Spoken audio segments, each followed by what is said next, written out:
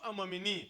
Maana yake kusudi la wokovu ni kwa watu wote. Ndiyo shauku ya Mungu. Ndio maana tunasema mapenzi ya Mungu ni chochote kile ambacho Mungu anakionea shauku ndani yake kifanyike kwenye maisha yako, au wewe ukifanye. Bwana Yesu asifiwe. Tunaona wokovu ni mapenzi ya Mungu kamilifu kwa kila mwanadamu. Lakini tunao mfano mwingine. Biblia inaeleza juu ya taifa la Israeli na mapenzi ya Mungu na shauku ya Mungu juu ya taifa la Israeli, juu ya uongozi na utawala aliyokuwa anataka Mungu kwenye taifa hili la Israeli. Mungu alikusudia, shauku ya Mungu ilikuwa ni wana wa Israeli wasiwe na mfalme. Yeye ndiye awe mfalme kwa watu wale. Sasa hii ndiyo ilikuwa shauku. Ndio tunasema mapenzi kamilifu ya Mungu yalikuwa hapa, waishi hivyo. Maana yake wangekuwa na viongozi wengine kama walivyokuwa na Musa kule na makumi ya kuwasaidia na kadhalika, lakini Mungu ndiye angekuwa mfalme wa watu hao. Lakini tunaona walipolilia kuwa na mfalme, Mungu alifanya. Lakini tunasema hayo ndiyo yalikuwa mapenzi ya Mungu kamilifu. Kwa hiyo mapenzi ya Mungu kwa tafsiri nyingine ni chochote kile ambacho Mungu anakionea shauku kwako. Yawezekana akakujulisha wewe mwenyewe kila anachotaka ufanye kwenye maisha yako. Kuna wakati Mungu anazungumza na sisi vitu tofauti tofauti, vingine havijaandikwa kwenye Biblia, lakini anakusemesha wewe kwamba mimi nataka ufanye hiki. Hayo ni mapenzi ya Mungu, ndiyo shauku ya Mungu, ndivyo anavyotaka ufanye. Bwana Yesu asifiwe. Hapa tukizungumza, wangapi Mungu amewahi kuwasemesha juu ya maisha yao, nini Mungu anataka kifanyike, nini anataka ufanye. Kila mtu atakuwa na ushuhuda wake kwamba Mungu amewahi kuniambia anataka kuniona niko hivi, anataka nifanye jambo hili kwa mwezi huu, anataka niende nikaombe mahali fulani. Bwana Yesu asifiwe. Kwa hiyo shauku ya Mungu kwenye maisha yako, hayo ni mapenzi ya Mungu. Lazima kuzingatia kile Mungu anachosema na wewe kwenye maisha yako. Hicho ndicho Mungu anachotaka ufanye. Lakini pili, mapenzi ya Mungu, tatu, mwisho, mapenzi ya Mungu ni kile anachoruhusu kitokee ingawa si hasa anataka kitokee. Sasa leo hatuko huku, lakini nimeona tu pia nikupe kwa ajili ya faida. Wakati mwingine mapenzi ya Mungu ni kila anachoruhusu Mungu kitokee, lakini hasa Mungu hakutaka iwe hivyo. Na Mungu anapofanya hivyo kunakuwa na sababu. Takupa mifano ili uweze kuelewa vizuri. Ni kila anachoruhusu Mungu kitokee ingawa si hasa Mungu alitaka kiwe hivyo. Tunasema hii kwa kifupi, kwenye mabano andika mapenzi ya Mungu yaliyoruhusiwa. Yaani ni kile kinachotokea, lakini Mungu hakutaka iwe hivyo, lakini ameruhusu kitokee kwa sababu fulani zilizopo. Nitakapokupa mifano utanielewa vizuri kwenye kipengele hiki. Sasa turudi kwenye mfano wetu wa wokovu. Tumeona kwamba mapenzi ya Mungu kamilifu ni kila mtu aokoke na kupata uzima wa milele. Ndio maana somo letu linatuambia kuyatenda mapenzi ya Mungu. Lakini wote kweli wanaenda kwenye uzima wa milele wanaokufa? Wote hawaendi, lakini ni Mungu anaruhusu kwa sababu uamuzi wa wengi kukataa kuokoka, ndiyo maana wanakwenda kule. Lakini si hasa Mungu anataka mtu aende jehanamu. Mungu anataka wote waokolewe na kuona ufalme wa Mungu. Kwa hiyo watu wanapokwenda jehanamu pia tunasema ni mapenzi ya Mungu yaliyoruhusiwa kwa sababu ya uamuzi wa wengi ya kukataa wokovu. Kwa Mungu anaruhusu. Tafsiri yake ni nini? Kama Mungu angetaka watu wote wasiende jehanamu, inawezekana. Ila Mungu hawezi kulikiuka neno lake. Anasema kila mwaminie. Maana yake kuna utashi wa mwanadamu, ni kubali au ni katae. Halazimishi. Kwa haya tunasema ni mapenzi ya Mungu yaliyoruhusiwa. Ngoja nikupe mfano mwingine. Hebu tuchukulie kwenye baraka za muamini. Sisi ambao tumeokoka tunatarajia baraka kwa Bwana. Mimi nikiuliza hapa, wengi, shuhuda za watu wengi, utakuta bwana, iliwahi kutokea nipate baraka fulani, lakini Bwana akaahirisha. Hata mimi iliwahi kutokea nafanya kazi sehemu fulani, Mungu akawa anataka nipate kitu fulani, lakini wakati ulipofika Mungu akakuta kuna jambo fulani sijalifanya. Labda niseme vizuri kwa sababu nafundisha ili uweze kuelewa. Wakati namaliza chuo cha Biblia Vikindu, nilimwambia msajili, nimpigia msajili, nilikuwa naongea naye mara kwa mara. Sasa siku moja nikampigia simu, nikamwambia baba, chuo kinafunguliwa tarehe ngapi? Akaniambia tarehe fulani. Sasa kuna watu wanajitolea pale kwenda kufanya usafi. Nikamwambia utanijulisha tarehe, siku watu watakapokuja kufanya usafi nitakuja kukusalimia na mimi nitakuja kufanya usafi na hao watumishi wa Mungu. Lakini lengo lilikuwa ni kumtembelea msajili wa pale Vikindu na kumsalimia. Lakini pia niunganishe na hilo.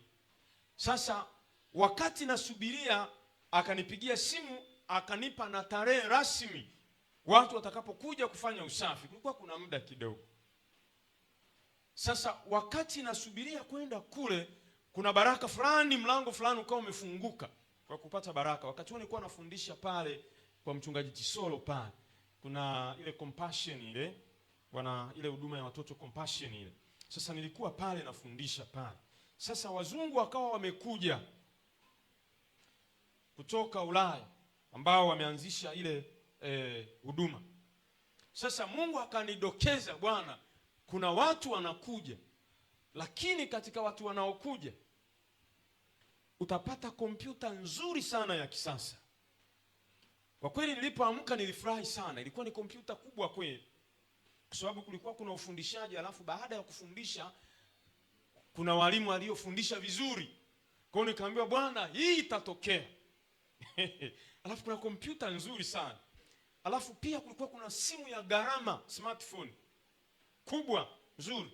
Alafu pia ilikuwa ni fursa ya kupata friendship, urafiki na baadhi ya wazungu kutoka Ulaya. Vitu vitatu hivyo nikaambiwa. Nikafurahi, nikaanza kuomba.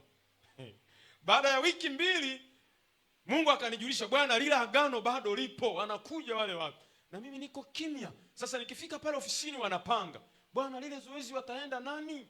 Mimi nimenyamaza kimya, najua nitakwenda. Bwana ameshaniambia, anajua hata wakifanya nini kwa sababu tupo walimu wengi. Bwana amekwisha kuniambia, sitaki kuwa kama Yusufu. Yusufu anaota ndoto, anaenda kuwasimulia ndugu zake. Yaliyomkuta anajua, lakini ni mapenzi ya Mungu yaliyoruhusiwa. Yusufu alitakiwa anyamaze. Ni kwa sababu alikuwa ni mchanga. Yusufu anamwambia ndugu zake, bwana, nimeona miganda inainama. Unasemaje?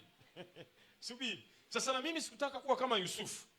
Nikanyamaza, nikijua kuna neema inakuja. Bwana we, ikafika mpaka siku ya tukio, ni kesho, naona kimya. Nikajua hapa kuna shida. Mungu asemi uongo. Bwana kuja kujikagua, namuuliza Mungu, imekuaje? Mbona mpaka kesho na walimu wameshapangwa jina langu alipo? Nikaambiwa, wewe ulimwambia msajili utaenda kufanya usafi. Ulienda? Nikaambiwa mpigie simu uombe radhi haraka. Nilipiga simu saa 12 asubuhi. Muone Mungu alivyo mwaminifu. Kwa vile vitu vikanipita, lakini Mungu akaniambia kuna neema itakuja, vitatokea tena. Nikalimaliza hivyo. Sasa kuna wakati baraka zinaweza kuwa zimefika kwenye maisha yako. Sasa na Mungu amekusudia, mbingu zimefunguka kwamba sasa hivi mwezi huu ndio muda wa kupokea baraka. Ndio mapenzi ya Mungu kamilifu. Sasa anapotaka kushusha, anakuta madhabahu ya moyoni imechafuka. Wanasema hapana, peleka mbele. Wengi yamewatokea hayo hapa, na mimi yalinipata. Bwana Yesu asifiwe. Kwa mapenzi ya Mungu yaliyoruhusiwa ndivyo yalivyo, kwamba ni kile kinachotokea, lakini sio hasa Mungu alitaka iwe hivyo, ila kuna sababu mpaka Mungu anafanya hivyo. Anapotaka kuachilia baraka, anakuta wewe umejichafua, madhabahu yako ya moyoni imechafuka. Kwa hiyo Mungu anagairisha mpaka utakapotengeneza, alafu achie. Tunasema ni mapenzi ya Mungu yaliyoruhusiwa. Mfano wa mwisho kwenye mapenzi ya Mungu yaliyoruhusiwa, kuna mtu Mungu amepanga aishi miaka 70. Miaka 70. Ndio mapenzi ya Mungu kamilifu uishi. Sasa unapofikia miaka 60, Mungu anaona mwili wako umelegea, anakwambia bwana, fanya mazoezi ili uishi. Ukifanya mazoezi itafika hiyo 70. Usipofanya utakufa mapema kabla ya 70. Sasa si kwamba Mungu alikusudia ufe wakati huo, ila kwa sababu alikuelekeza vitu fulani ukashindwa kuvifanya, mauti itatokea. Lakini tunaita ni mapenzi ya Mungu yaliyoruhusiwa, sio mapenzi ya Mungu kamilifu. Sijui tunaelewana? Muda ni mwingi na mifano mingi kwenye eneo hili. Mapenzi ya Mungu kamilifu. Sasa nimalizie na ushuhuda huu. Siku moja nilikuwa nasikiliza ushuhuda wa binti mmoja. Roho Mtakatifu anafanya kazi sana nyakati tulizo nazo kwa ajili ya kanisa. Akawa anasema kwamba wakati mmoja katika maono Roho Mtakatifu alimuonyesha kitu fulani kinapotokea kuhusu ajali za barabarani, na mpaka watu wa Mungu wanaookoka wengine wakati mwingine wanakufa. Akamuonyesha jinsi nguvu za giza zinavyosababisha ajali. Kamuonyesha gari fulani linakuja limepakia abiria wengi. Sasa kwenye njia panda, shetani ametuma malaika wa giza wako pale waende kulibinua lile gari. Sasa akawa anamuonyesha kwamba nguvu za giza, ufalme wa giza unapofanya hivyo, pale pale Mungu pia huwa anaagiza ulinzi ili kuwapinga hawa malaika wa giza. Sasa akawa anamuonyesha, na nitakwambia kwa nini alikuwa anamuonyesha na kitu alichomwambia. Sasa wanapofika pale malaika wa nuru, wale malaika wa giza wanakuwa pale pale. Sasa wakati mwingine ajali inaweza itokee au isitokee. Sasa kutokea au kutokutokea, akawa anasema inategemeana na mambo yafuatayo. Kuna wakati mwingine wale malaika wa Mungu wakitaka kuzuia ile ajali, mashtaka huwa yanatokea, maana ulimwengu wa roho ni haraka sana. Yaani Mungu anataka azuie ile ajali isitokee, kwa sababu shetani anataka kusababisha kumwaga damu ya watu. Sasa shetani huwa anaenda mbele za Mungu, analalamika, unataka kunizuia hawa nisiwaue kwa sababu gani? Sasa anasema haraka sana Mungu akampa picha ya watu walioko ndani ya gari. Kuna mchanganyiko wa dini na watu wa Mungu wako mle. Sasa kinachotokea, akasema akaona watu ambao walikuwa wamjui Mungu wako mle, wana machukizo yao. Yaani kila mtu yuko kivyake mle. Mwingine amepiga pombe, yuko mle. Kila mtu anamuona jinsi alivyo. Mungu anamuonyesha, angalia huyu. Sasa ikafika mpaka kwenye watu wa Mungu. Akamuonyesha kuna watu wa Mungu wako kwenye lile gari, lakini maisha yao yamejaa machukizo. Mwingine moyo wake hauko vizuri, ana chuki na mtu yuko kwenye safari hii. Mwingine moyoni yuko vizuri, hana shida yoyote, lakini jinsi alivyovaa kama mtu wa duniani. Sasa anasema wakati mwingine akamuonyesha jinsi ajali zinavyotokea, kwamba wakati mwingine anapopelekwa yale mashtaka, Mungu anapoangalia anaona malaika wale wanakosa nguvu ya kuzuia kwa sababu ya mashtaka yaliyotolewa. Sawa, kweli kuna watu wako humu, nataka angalia watu wako wenyewe jinsi walivyo. Angalia huyu, hii ndio nguo ya utakatifu? Hapana. Huyu msijui abeko yuko kwenye gari kagombana na mke wake, ndivyo inavyokuwa? Hapana. Kwa mwisho wa siku inapokaguliwa, Mungu ni wa haki, wakati mwingine anaacha shetani anafanya kazi yake. Bwana Yesu asifiwe. Sasa akawa anamwambia, waambie watu wangu duniani wanatakiwa kuwa safi muda wote, hata wanaposafiri kwenye vyombo vya usafiri. Mimi ni Mungu wa haki. Kuna wakati anaruhusu mambo hayo yatokee, lakini si kweli alitaka kufanya hivyo. Lakini hata watakatifu wenyewe ambao wangesababisha Mungu sasa asimame wakati mwingine, acha, kuna watu wangu humu, unakuta wale watu wake wako hovyo rohoni na mwilini. Sijui unanielewa? Kwa hiyo anataka tuwe safi wakati wote. Sasa anasema akaona ajali nyingine zikawa zinatokea, lakini nyingine zikawa zinazuiliwa, walipopatikana wenye haki wamo na kadhalika. Lakini alitaka kumpa fundisho namna tunavyotakiwa kuishi.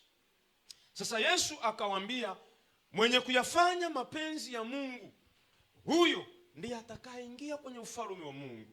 Sio karama, sio huduma, sio vipao, afanyaye mapenzi ya Mungu. Bwana Yesu asifiwe. Sasa tumalizie somo letu na kuangalia faida za kufanya mapenzi ya Mungu.